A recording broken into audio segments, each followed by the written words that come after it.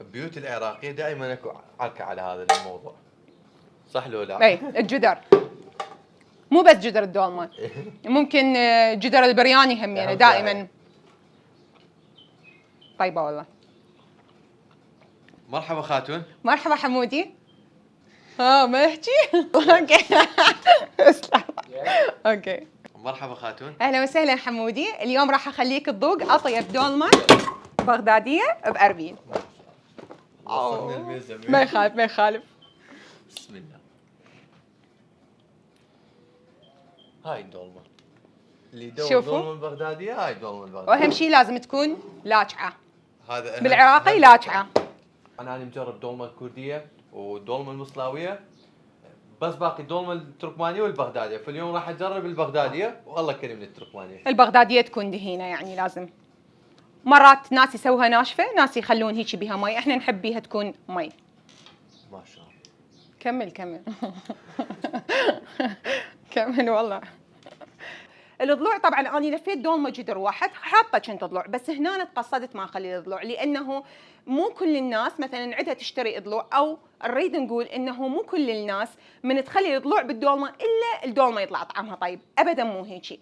الدولمه هو على نفس ام البيت، كل ما تكون النفس طيبه كل ما تكون الدولمه تطلع اطيب، حتى بالحشو نقدر نستغنى عن اللحم. مختصر مفيد، اذا دولمه بدون لحم هم طيب. طبعا طيبه. طبعا طيبه، مو انه والله اذا ما بيها لحم ما تطلع طيبه، ماكو حكي ابد، ماكو حكي.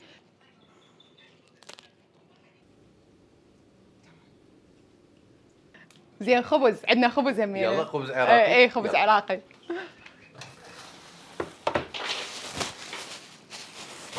هاي خبز هم. يلا هاي خبز وياها شنينه اذا تريد. لا ما هي. لا والله. ايش عجب ما سويت لنا الدولمه الكرديه؟ والله حبيت انه اشرح لكم شويه على الدولمه البغداديه، هاي دولمه بغداديه بس طريقه مختلفه يعني. الطريقه المختلفه مالتنا وين؟ ما نخلي له مندوزي احنا. شوف اذا تشوف هذه اللي يسموها العروق مال باذنجان اللي هي انا دائما همي انا اخليها. دولمتي شويه مختلفه، ما اسويها باللمندوزي ولا اسويها بالتمر هند، اسويها بالسماك او السماق مثل ما يقولون، حتى افورها بمي السماك. شو الفرق بين الدولمه البغداديه والدولمه الكرديه؟ والله الدولمه الكرديه قصدك الحمراء لو البيضه؟ البيضه اللي هي باللبن. الدولمه الكرديه باللبن همينه كلش طيبه. مكوناتها بس شبنت وبصل اخضر وتمن ولحم، واللبن اهم شيء لازم يكون. بس والله هذا طيب. لا بس مبين ما تشتهي تاكل. والله انا على وقت اكل لا بالعافيه، بس انا ما تاكل وحدك بدها تاكل. الف عافيه. الله يعافيك. والله شنينه وياها.